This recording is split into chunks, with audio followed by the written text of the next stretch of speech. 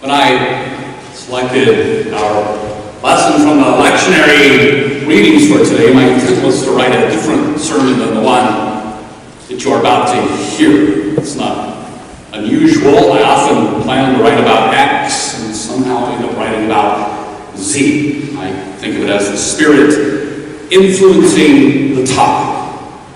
Today's sermon was going to be about Joseph in general, but it ended up as a companion piece to last week's sermon on the blessing and woes related to Jackie Robinson's civil rights efforts.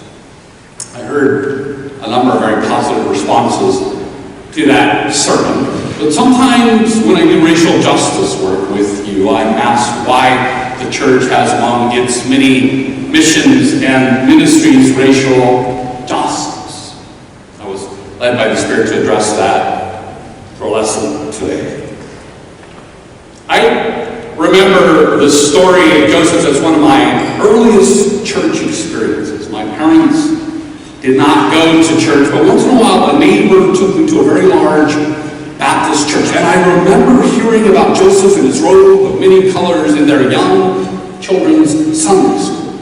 And robes in my childhood were worn over pajamas in the morning when we first got up. And so for the longest time I pictured Joseph in a rainbow terry cloth robe. And since he talked all the time about dreams, I figured maybe he got to do what all of us kids wanted to do back then, lay around in a bathrobe dozing off to dream while watching cartoons. And I figured since the other brothers' robes were not mentioned, they must have had to get dressed like the rest of us and were out doing chores when Joseph would take a break from TV and saunter out in his robe to watch them work and make them listen to his dreams about bossing them around. And I gather that was why the older brothers got mad enough to think about pushing Joseph into a pit and selling him into slavery. And even today, when I read the earlier part of Joseph's story, the narrative seems to justify the brothers selling him into slavery. And as an adult, justifying slavery for any reason sets off alarms in my head. And when I put it like that, I'm guessing alarms go off for many others too. But that's a recent thing. Even though we have those alarms now, I'm not sure most of us appreciate how common and how awful a thing slavery is. If we did, and I'm sure the awfulness of what the founding brothers of the tribes of Israel did to Joseph would leap out at us a bit more and as wholly unjustifiable and awful in our minds. And frankly, I can't help but wonder if the biblical excuse for the founders of the Hebrew nation gains traction because we grew up in a country where many of our nation's founders owned slaves. For over 260 years, millions and millions of Americans were cruelly enslaved legally. Incredibly, the terror of slavery was culturally accepted for more than 2.5 centuries. And to understand how normal a thing it was during that shameful period, we need to remember that the father of our country, George Washington, and the father of our Declaration of Independence, Thomas Jefferson, each enslaved hundreds of Americans. And James Madison, the father of our Constitution, enslaved over 100 Americans. And the list goes on and on and on, with 18 of our presidents enslaving one or more Americans. And half of them did so while in office as president of a nation founded on a revolution based on a declaration of the fundamental truth that all humans are created equal and endowed with the right to liberty. It's very disconcerting and troubling. This year is the 185th anniversary of our church. And in the first 31 years of our existence, our founders were so troubled and disconcerted by slavery that they actively fought it while many other churches were justified. During the first 3 decades of our church's existence, slavery legally continued on American soil. Thank God this church and many others fought it until it legally died when the Civil War ended in 1865, freeing 4 million Americans enslaved by fellow Americans when the war ended. This church's fight against slavery was so wound into the fabric of our church's ethos that 30 years after the Civil War, our anti-slavery founders and their friends were permanently remembered in that inscription back there beneath those windows looking out over Main Street. It is at that black Americans who were cruelly enslaved are given the highest honor of being represented in the stained glass on those windows, looking out over town and into the sanctuary since 1895. And it is telling that they are not enshrined in portraits of enslaved Bible characters, but as free and powerful people. Elijah and David, the greatest religious prophet and the greatest secular ruler in the Bible. They remind us of the full humanity of people of color. And I like to think that they look over us and guide us and help us to continue seeking justice humbly with our God. And there are, of course, Bible people who were enslaved. Abraham, the founder of Judaism, had an Egyptian slave named Hagar, and her enslavement was also justified to force her to bear Abraham's child Ishmael. But when Abraham and Sarah gave birth to Isaac, they eventually abandoned Hagar and Ishmael in the desert to die. And thankfully God rescued those humans, taking them out of bondage and harm's way and honoring them as well. God did what Abraham and Sarah should have done, cared about the well-being of those humans, treated as expendable. Joseph and his brothers are Abraham's great-grandsons. And Joseph's brothers use his haughty behavior, parental favoritism, and that rainbow road to justify selling him to Abraham's great-grandsons through Ishmael.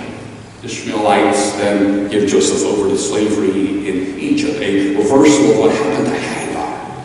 And like Hagar, Joseph is mistreated because of the physical desires of his master's household, and he is also left to die in a prison.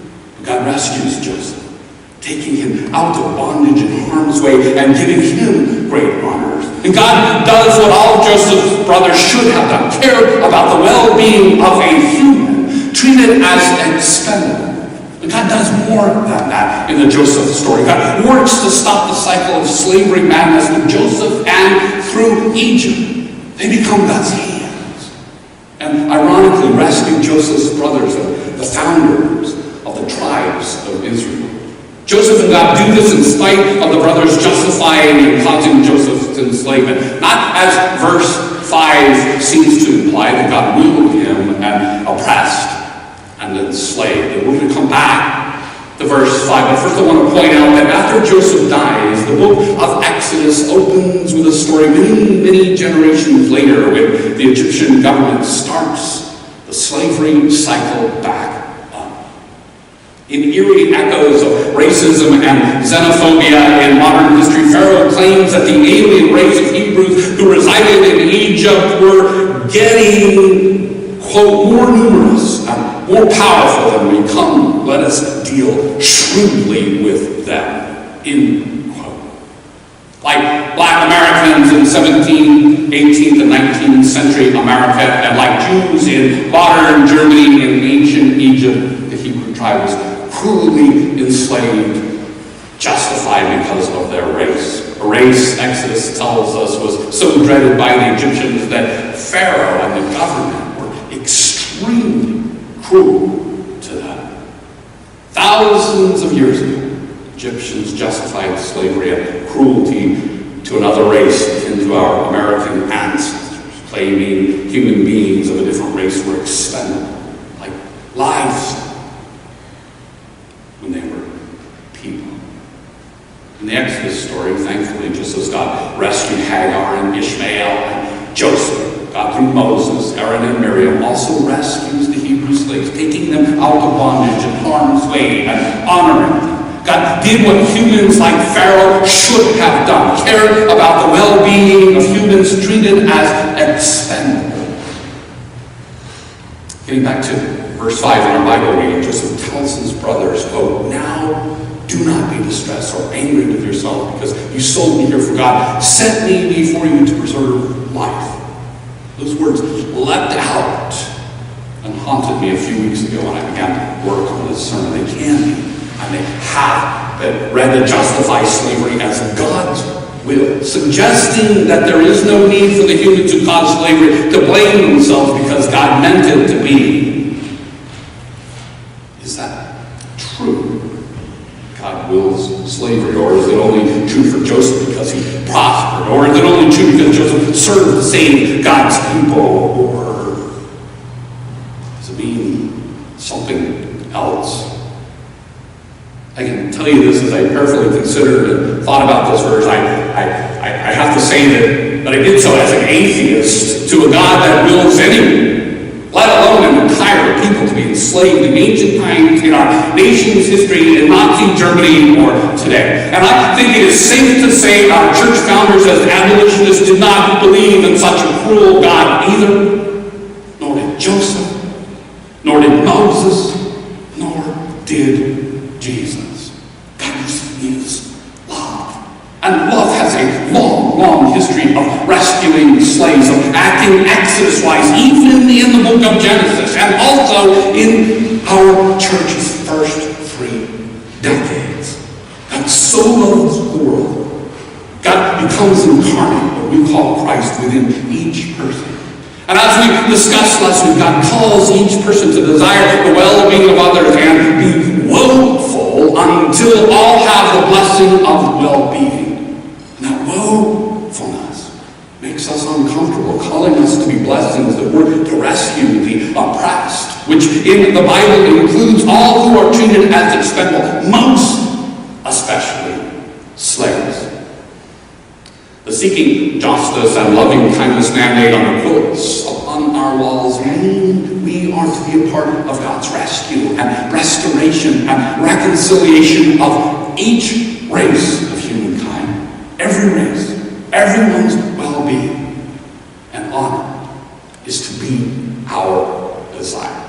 That is the call for all. And it's no accident that the Bible shows Egyptian and Hebrews both oppressing slaves and both rescuing them.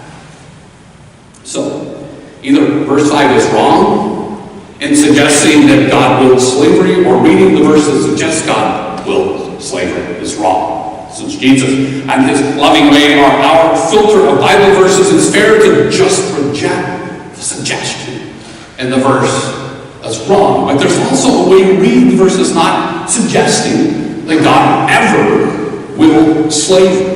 We know in the Joseph narrative that God does what the brothers should have done. God cares for Joseph's well-being, and through the Egyptian government rescues him from prison and slavery. God took Joseph out of bondage and harm's way and honored him. In the story, God fully restores the humanity of Joseph, like our wonderful windows back there, symbolic view for Black Americans that our nation enslaved. God's restoration in the lesson, coupled with the brothers' remorse, allowed Joseph to eventually forgive and then bring about full reconciliation. And notably, it was God working in the wronged person, the enslaved, not the wrongdoers, that gets to do the forgiving in the story. And quite understandably, it takes a while. It's not until after restoration of liberty and respect that reconciliation of the brothers occurs. Forgiveness is a process that rarely happens in a snap. And the chapters before the lesson, Joseph does a lot of mischief and serious revenge against the brothers before he decides to abandon retribution and disclose who he is and offer forgiveness. It's God's action in Joseph and in others that allows that process to occur and lead to reconciliation in a situation that without God ends up worse and in an ever-increasing cycle of violence.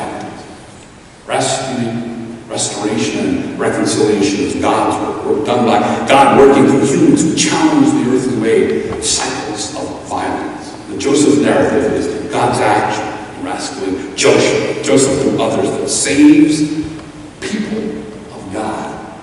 And the dreams of Joseph earlier in the story pretended salvation, not slavery. God's plan, God's will was from the start, as Joseph puts it in the end, to preserve life. Life with well-being for everyone, it turns out. Listen to verse 5 again. Joseph said to his brother that enslaved him, quote, "Now do not be distressed or angry with yourself because you sold me. For God sent me before you to preserve life in you." That now speaks volumes. Until that moment, the brothers should have been distressed and angry with themselves because they sold Joseph. Woe should have rocked their souls to the very core. It is only in the nowness of Joseph being rescued, restored, and able to fulfill God's dream, along with his choice to forgive, that allows the wrongdoer brothers to let go of their very justified woe. See, God did not will the enslavement of Joseph. What God willed was to preserve life, the well-being of everyone. In the story, that means both Egyptians and Hebrews, slave and free, everyone. In the Joseph story, God created a way around the brothers' wrongdoing to complete the dreams God expressed through Joseph. In the end, God's dreams come true, but not because the brothers did God's will by selling him into slavery, but because love through others prevailed over that God-awful wrong. Our American founding brothers stated God's dream for us. They stated equality and God-given rights for all. And sadly, many of them and many others got in the way of that dream, God's dream. But God did what God does and worked through people like our church founders and anti-slavery friends, black and white, to end slavery. Race-based slavery in our nation is thankfully now illegal and abhorred by the vast majority of Americans. God's dream in that respect has come true. But the vestiges and verbiage of the racist rationale for slavery, however, are still out there. Pharaoh-like individuals and Egyptian-like systemic oppression are not fully resolved. The reconciliation of the races has not yet occurred. Our daily news evidences that week in and week out. And consequently, our church continues to walk in the footsteps of our church founders, seeking justice and loving kindness, trying to be the hands and feet and voice of God, bringing about God's dream for all people.